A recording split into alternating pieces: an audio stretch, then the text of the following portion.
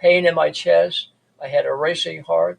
They got me over to the shore. By the time I got over there, the pain disappeared. Already came back to normal. I was still in the Air Force, so the next day I had a complete workup at the School of Aerospace Medicine in San Antonio where I was stationed. After a complete workup, they said, Doc, the only thing wrong with you is you're out of shape. 29 years of age. I was pre-diabetic. I was hypertense. I'd ignored my body, concentrated on my brain, and ignored my body.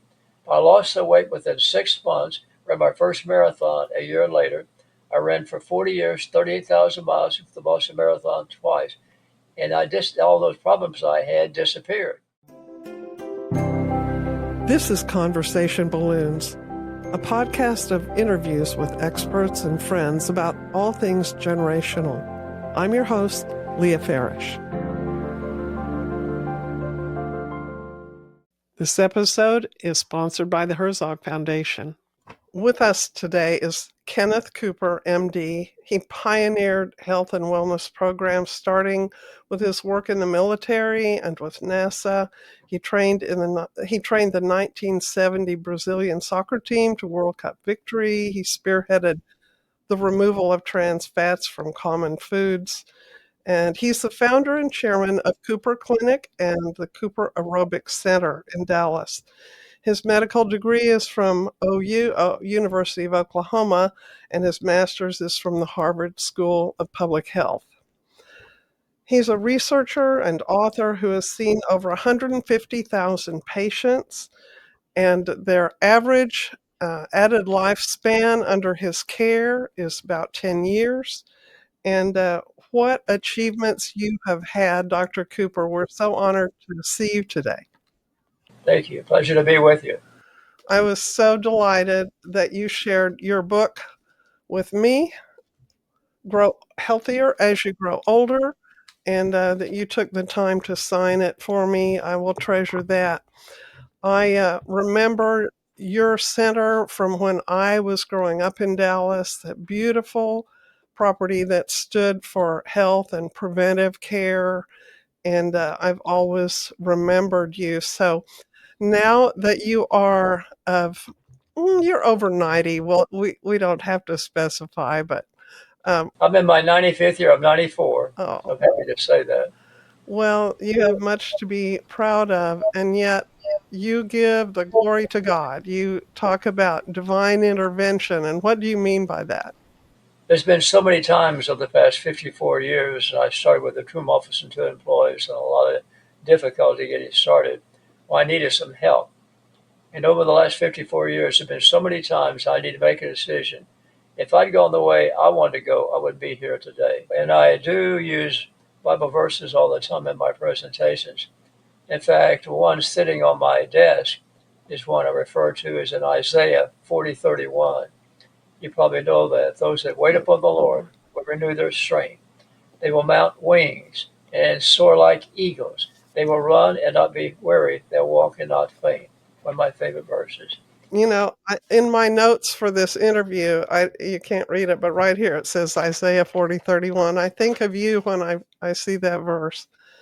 So you grew up on a farm in Oklahoma, and you really got a strong work ethic from that, it sounds like. And one thing I was struck with about your young years was not only did you run track in school, but you would run to school and back 3 miles each way every day, in addition to running in your athletic program. In high school, we didn't have a track at Putnam City, which is a suburb of Oklahoma City. Didn't have a coach. In fact, I was really my own coach, and we did have the principal of the junior high school who kind of coached me along, but he didn't know a thing about being a track coach. So it was an act of God. I was able to have a training program of my own, which resulted in me running about 30 to 40 miles a week or further during my senior year in high school. And I was undefeated in the mile run and 6 different events we had during that senior year, and ended up winning the state championship in the mile run, and only missed the state record by a second. So that was the beginning of my running career. But along with that, I also played basketball. I made all-state in basketball. But back in those days, my father, practicing dentist in Oklahoma City, was very much against my running because it was a popular theory back there. You can run too much, exercise too much, and you get an athletic heart. Your heart will get muscular. You stop exercising, converts into fat, and you will die early. And that was a mistake. But I was even taught that in medical school. The athletic heart is something you want to avoid, and exercise is to be avoided past 40 years of age. But what we didn't know back in those days that the athletic heart is actually the normal heart, the functional heart, because that enlargement is not just increase in muscle, it's also a dilatation of the left ventricle. So each time that the heart beats, it pumps out more blood with each stroke. That's called the ejection fraction. So that's why a person becomes aerobically trained, as I've talked about my first book, Aerobics 1968. You get a great cardiovascular effect. And what happens, your resting heart rate goes down. The resting heart rate in the average American male, unconditioned, lack of condition, is 72 beats per minute.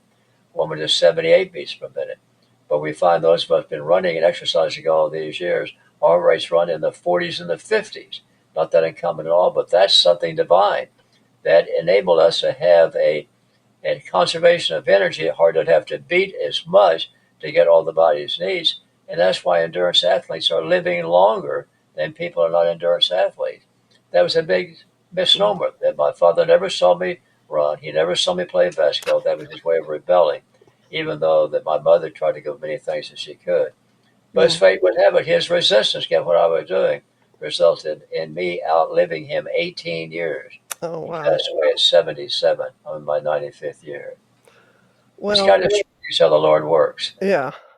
And you had an aspiration to be an Olympic athlete. You had other aspirations like a missionary to China, astronaut flight surgeon, a doctor who helps people when they need it most, you said, in applying to medical school. What steered you away from acute care to preventive care? I went the routine route to medical school after having my athletic career end after I had graduated from the University of Oklahoma in pre-med. And I soon discovered that in medical school it was difficult and making good grades. And I had to stay awake at night to be able to keep up and do well. And discovered a very important thing that obesity is the most common manifestation of stress. I ate just to keep awake at night. And so I gradually gained from my athletic weight of 165 to 168. In the internship, is even worse when we're working almost every day for 24 hours for a period of 1 year. And it really was tough during that time. I ended up weighing 204 pounds. I did nothing for 6 years in the way of activity. Because back in those days, exercise was just for athletic performance. Exercise had nothing to do with health. So that was something we had to learn later on. So finally, when my deconditioned state at age 29 hadn't done anything in 6 years, I went water skiing for the first time in many years. I used to ski the slalom courses up at Lake Texoma, so I went back up there and tried to ski that slalom course. About halfway through it, in my deconditioned state, I had pain in my chest. I had a racing heart. They got me over to the shore. By the time I got over there, the pain disappeared. Already came back to normal. I was still in the Air Force, so the next day I had a complete workup at the School of Aerospace Medicine in San Antonio where I was stationed. After a complete workup, they said, Doc, the only thing wrong with you is you're out of shape. 29 years of age. I was pre-diabetic. I was hypertense. I'd ignored my body, concentrated on my brain, and ignored my body. I lost the weight within 6 months, ran my first marathon a year later. I ran for 40 years, 38,000 miles, the Boston Marathon twice. And all those problems I had disappeared. As far as the pre-diabetic condition, as far as the hypertension, that all disappeared. I had not planned on being a specialist in preventive medicine. I'd arranged when I finished my internship in Seattle, Washington, to come back after I finished my required 2 year in the military, to come back and to get a training in ophthalmology. I was planning on becoming an ophthalmologist, not a preventive specialist. But I gave up on that and decided I'm going to get involved in something new, just because I was the example myself. Because I lost the weight, as I said, ran, and I I ran until I broke my leg snow skiing back in 2004, 21 years ago. But I didn't give up exercise. But you don't give up exercise because fitness is a journey, not a destination. You got to keep it up. You expect to benefit from it. So I transitioned to stationary cycling. So my routine now is to start the day with prayer and Bible studies, my first 30 minutes of the day. And then I end the day by 40 hours a week, roughly 8 hours. It used to be 10 hours here, but now it's about 8 hours I'm working. And go over to our fitness center, which is a premier fitness center, one of the best in the country, and work out on the recumbent bike. And then I spend 10 minutes on doing weight training after that. But then twice a week, I'm going through some special type of musculoskeletal conditioning called muscle activation technique. Because when I broke that leg, it was a bad fracture. It was a fracture, ski fracture, so I would hardly contract the muscle of that leg. So I'm going through this muscle activation technique I've been doing now for several months. For an hour twice a week, I do that, and I have regained muscle strength and power in that right leg. Otherwise, I was susceptible to falling because I had imbalance. I nearly fell several times. So I praise the Lord because I was taught in medical school, and I have in one of my books, Faith-Based Fitness, The Myths of Exercise, that you can't build up muscle mass after 50 years of age. Here I am, 94 years of age, and I'm building up muscle mass Oh, and great. gaining strength in that. So I proved again, this is going to be in our Lincolns.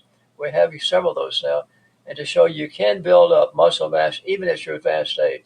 It's Now, never too late. what is muscle activation technique? What's involved in that? Well, it requires a personal trainer of physiotherapy to work with you to do that. And there's a routine I go through just quite concentrating on that one muscle. Okay. And I spend an hour twice a week that I did yesterday, I had my training yesterday. And it's just, I didn't think I could get any results. Well, we've documented the same thing that's in the book I talked about from Tufts University Medical School, that they had a study of working with men and to try to increase the strength of the quadricep muscle as they were getting older to keep them from falling. And so I went through leg lifts, and I did some of that yesterday, quite a lot of that yesterday. For a period of weeks, they did that regularly. At the end of that time, they found they increased the strength of the muscle by 160%, Mm. increased the size of the muscle by 9%, increased their walking speed, even though their average age was 90.4 years. That was that study was published years ago. Wow. So a lot of those myths that I was taught in medical school were actually myths. I know your husband is now involved in prevention. I read that and I'd like to say that. I didn't learn in medical school. I learned that at Harvard School of Public Health. My first year was getting my master's in public health. My second year, I worked on a doctorate in exercise physiology. That's where I got my training. So we have videos now that physicians can learn and can actually be certified in preventive medicine by the American Style of Lifestyle Medicine. You become board certified in preventive medicine, as I'm sure your husband knows. So that was something that I had to I had to embrace the concept that this wasn't going to be an easy endeavor. And Yeah. that's the Well, statement that yeah, that reminds me of the opposition you got. Your book Aerobics was so novel that you actually invented the plural noun aerobics, and it was chosen to be the title of your book. It was groundbreaking because of what you've said, that it wasn't believed that exercise was healthy. And you I read that, a medical newsletter, said the streets would be full of dead joggers if everybody was jogging, that and I think I read or heard John Glenn, the astronaut, say, yes, "I have a finite number of heartbeats allotted to me. that's I right. don't wanna waste an excess on just exercising." But you see the benefit there? You drop that rushing heart rate from 72 down to 50. Look at the number of heartbeats you're saving per day. If Yeah, you exercise for 30 minutes a day, we recommend. After that brief time, your heart rate goes up to 120 or so, but you're so far ahead from the other 24, 23 and a half hours that even you can beat. That was one of the things I was criticized. You have a certain number of heartbeats, and once you burn them up, you're going to die. All there is to it. That was one of that's those a fallacies that were zero-sum game kind of a thinking that wasn't true. You can grow your capacity. Barbara Walters said you were a fraud at first, and you didn't get many breaks from the press, but the book was tremendously influential, wasn't it? It was, It was very successful. It was the New York Times bestseller list for a year. yeah. It went to 41 languages internationally. Well, what kept you going during that time of you had kind of a Ignaz Semmelweis experience. You know, Semmelweis, I'll tell my audience, I'm sure you know, but he he was the one who developed the theory that doctors should wash their hands between patients, and I think he was an obstetrician basically. But people laughed at him, and I think he even died without having achieved worldwide acceptance of his theory. But eventually, it became the standard of care. So, what kept you going when you might have felt kind of alone in your position? Well, my wife of 66 years, I think, was the one that kept me going because I had to fight the medical society. I had to go before the board of censors, I got to take my license away, the state medical board. It was really difficult. I had to testify, and the first time I testified before the board of censors, the only time I testified, I gave them a very erudite presentation on my work in the military. That's where I developed the treadmill stress test. I'd done 1,000 of these tests in the military. I knew it could be very, very valuable. And I wasn't censored. The second person in town to have a treadmill stress test was the chairman of the board of censors. But again, what made the difference is that we were finally working with NASA, with my colleague Bill Thornton, we had the requirement of trying to get a readable EKG on an exercising subject. Back in those early 60s, there was not, technology had not developed to get an EKG. Your husband probably knows we had the master's two-step. That a person to get an exercise EKG, you would unplug the single lead EKG machine and carry the leads as you walk up and down a two-step. That's all we had. We couldn't look at anything while you're actually exercising. So Bill and I resolved that problem, and we have technology now. We get a beautiful 12 lead EKG. All the subjects can exercise to max. Well, the Again, that treadmill, was right? something. That was kind of the key. Yes, that's the key to success. Our database is the largest in the world with 150,000 patients, some followed for as long as 50 years, and 2.2 million persons of follow-up, from which we publish over 700 articles in peer-reviewed journals.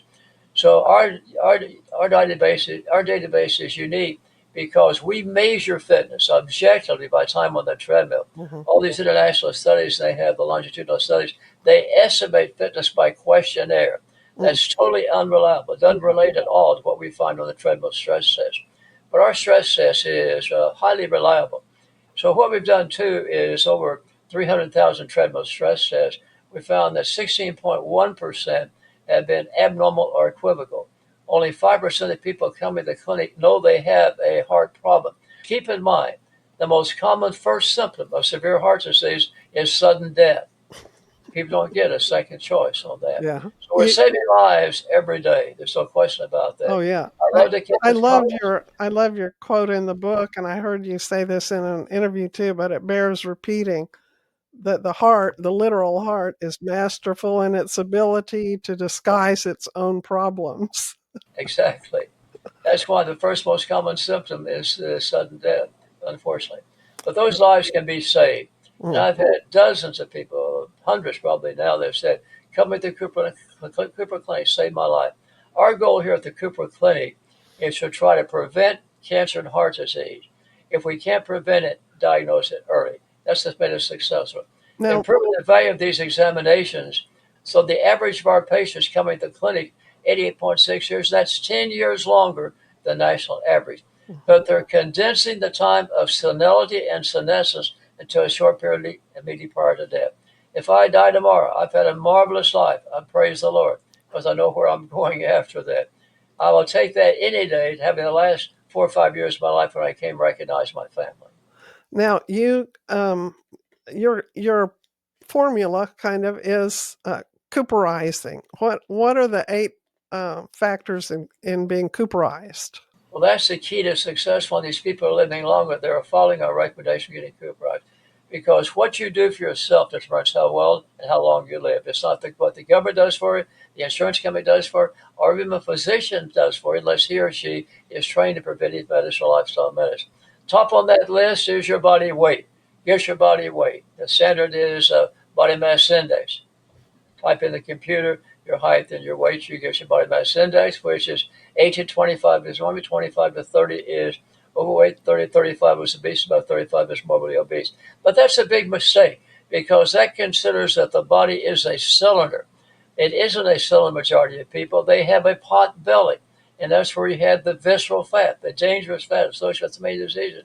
So we now say get your body mass index, but then get your height in inches divided by 2.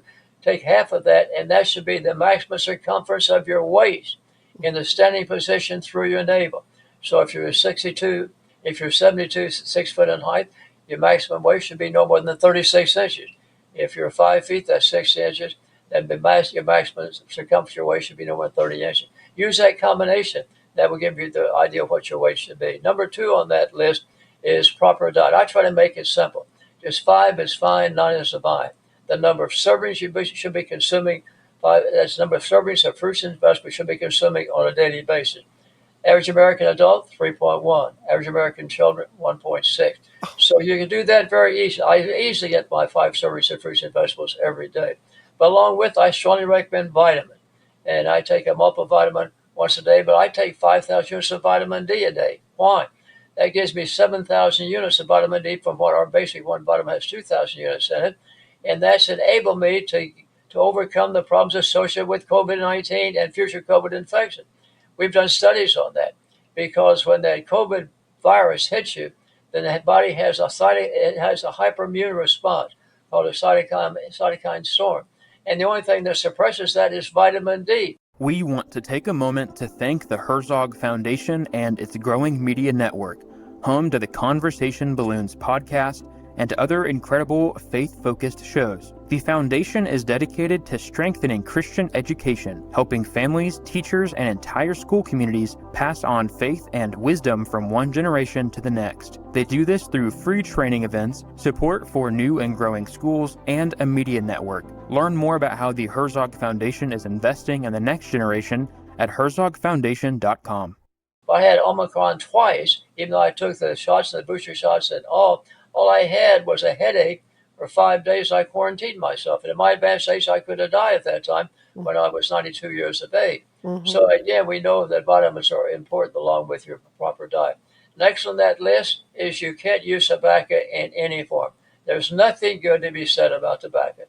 Dipping, snuff, or vaping, whatever it may be. Next on that list is I used to say control alcohol. No more than a drink a day if you're a woman, 2 drinks a day if you're a man. But a study from Great Britain indicated if men drank 2 drinks a day or 14 drinks a week, they shorten their lifespan by 1.5 years. But there's a great information coming out that if you drink any type of alcohol, beer, wine, or hard liquor, any amount can increase the risk of cancer. That's in the book, and that's in the literature now.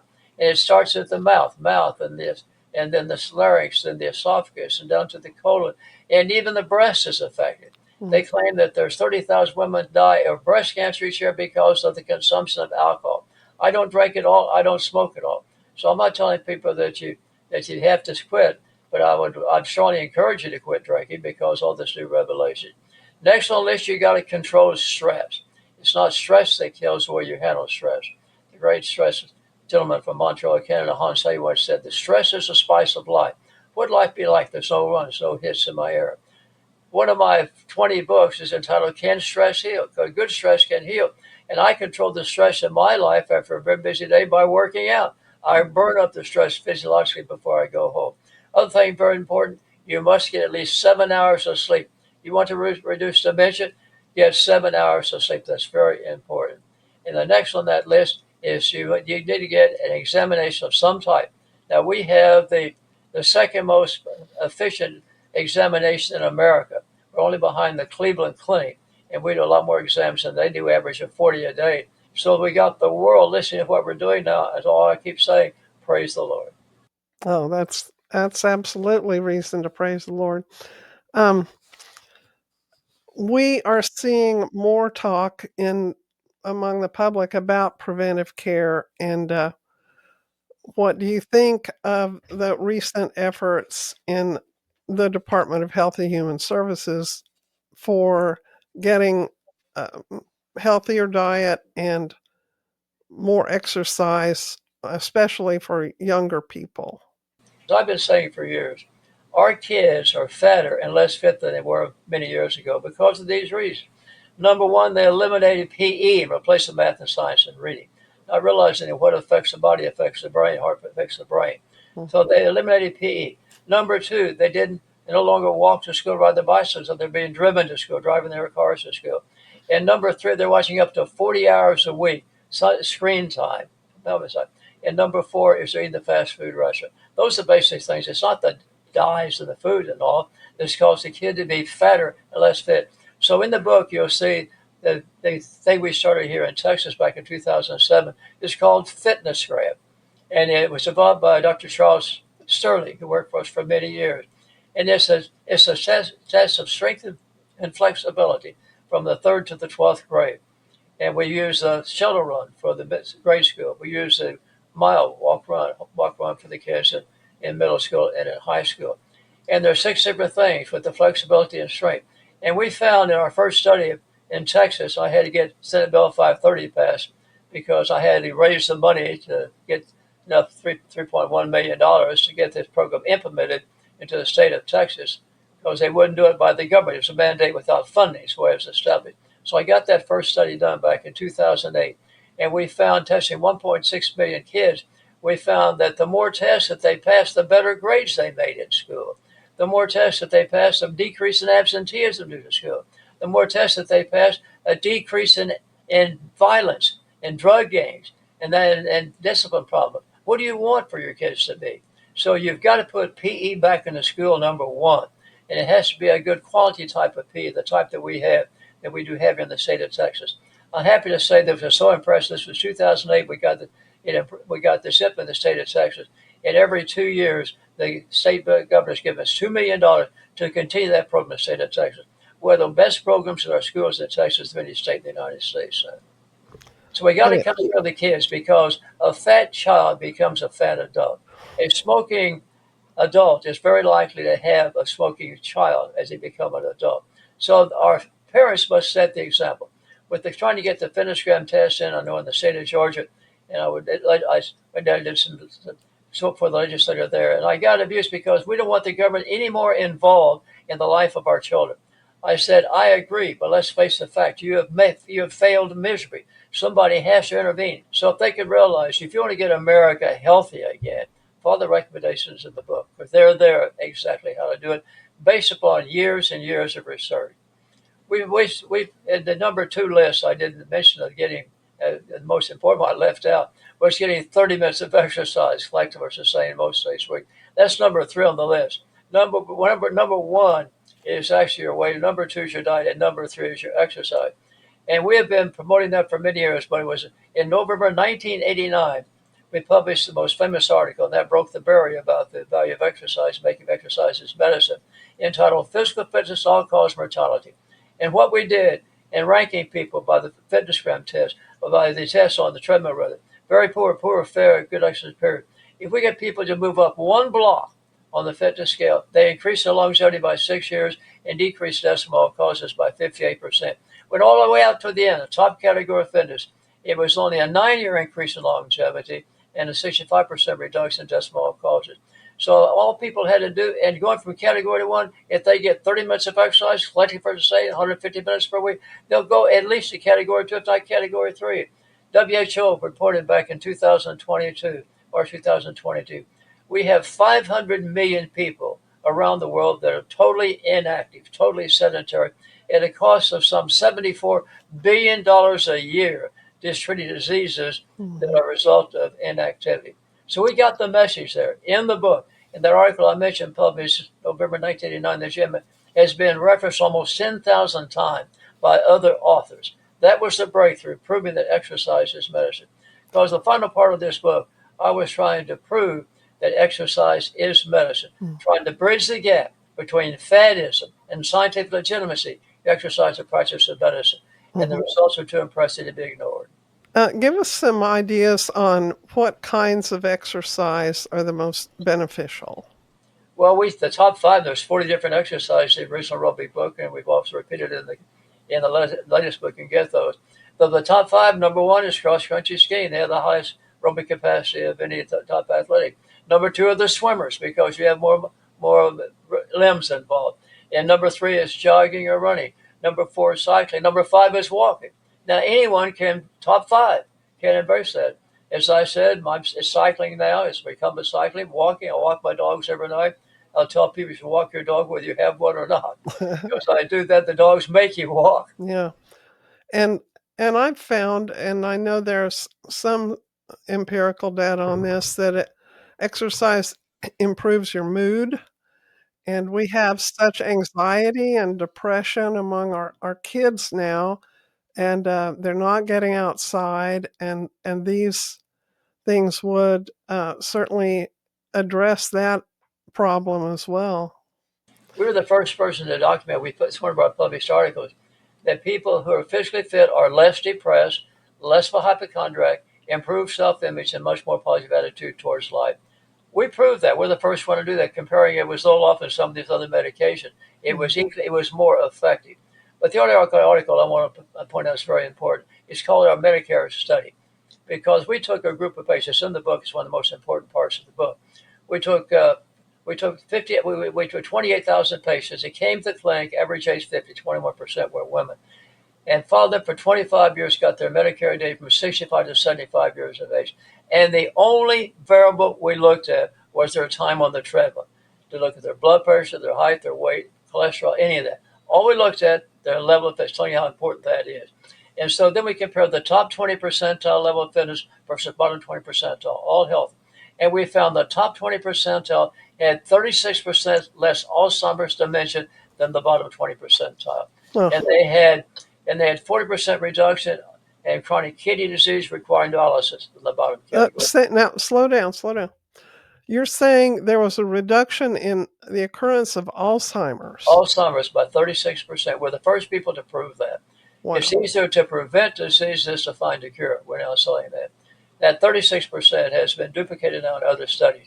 But we started that showing, because the thing that you have to realize, you can have a brain full of amyloid plaque and tau protein, which correlates with Alzheimer's.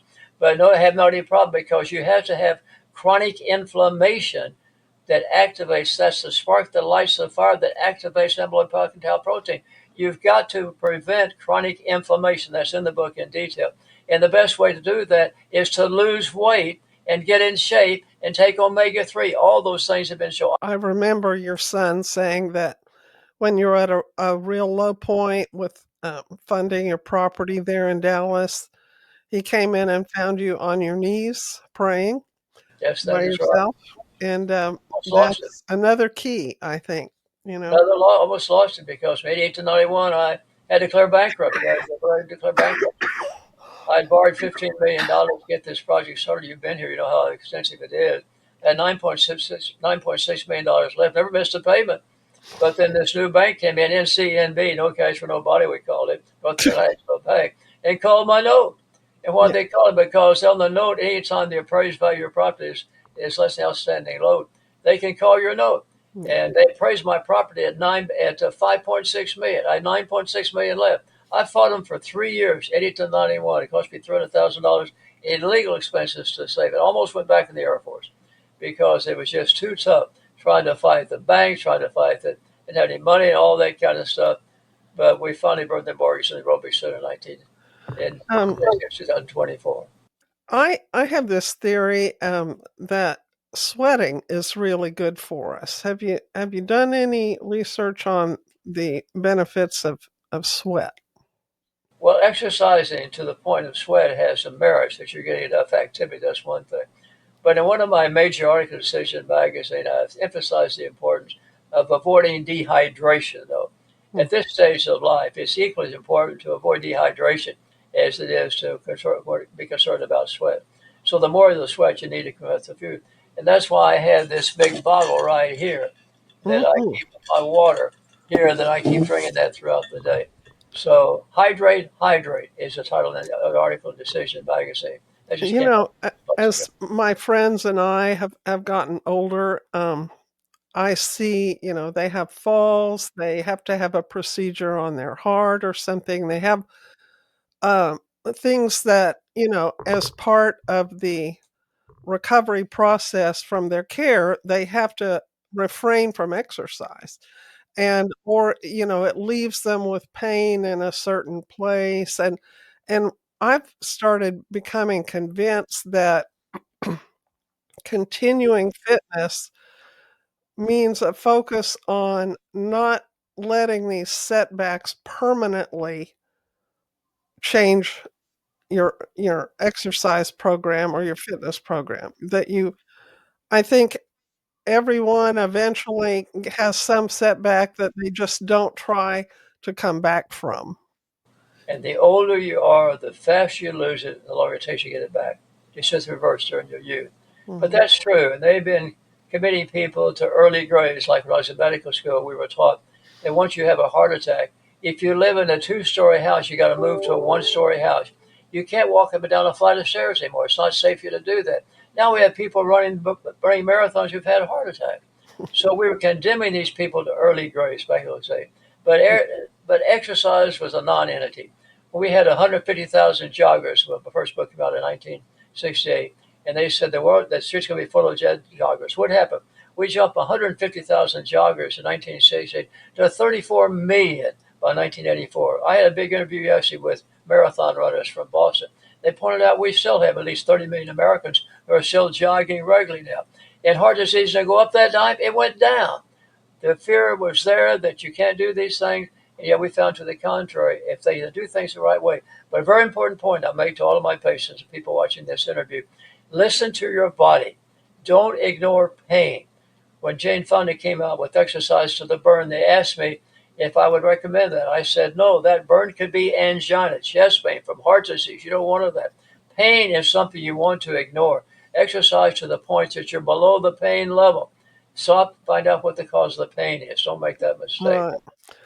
I wanted to ask also, do you recommend or do you have an opinion at all on whether you use, earbuds or listen to something while you're exercising? I do not like to see people out here on the highways walking or jogging with headphones on Okay. because that's dangerous. And there's been many accidents because of that. I caution people, don't do that, don't do that. I know when I walk the dogs at night, I have a reflector garment on. And I see people out there walking in a black outfit at night, and they're just taking unnecessary chances. Don't do that. Don't die of something stupid. I was on the radio for 8.5 years, and Dr. Cooper and Healthy Living, and we kept emphasizing that. Don't die of something stupid. And people Okay. listen to that now. Um, I just have a closing thought. I think of the book of Proverbs where it says, "The wise man, the wise person, sees danger ahead and avoids it." And I think you embody that, and you've provided that way of escape for many people. And we so appreciate your life and work. Well, thank you. I'll remind you one thing in Proverbs 13:18. That's one of my keys. Shame and poverty come to those who are not disciplined. So my key to long-term health is being disciplined. I'm following what it says in Proverbs. Well, thank you for coming on. I know you're a busy man, and get back to helping people grow healthy as they grow older. Well, thank you for the interview, and I hope you enjoyed the book. And I don't be like the guy that wrote aerobics and said I felt so much better after I read the book. He just didn't do anything. Okay. Read it on the treadmill. How about that? Put it in front of you. You can do that. All right. Thank you so much. Bye My bye. pleasure, Leah. Subscribe and review Conversation Balloons on your favorite podcast platform. Find me at leahfarish.com and on Instagram at LEAHFARISH.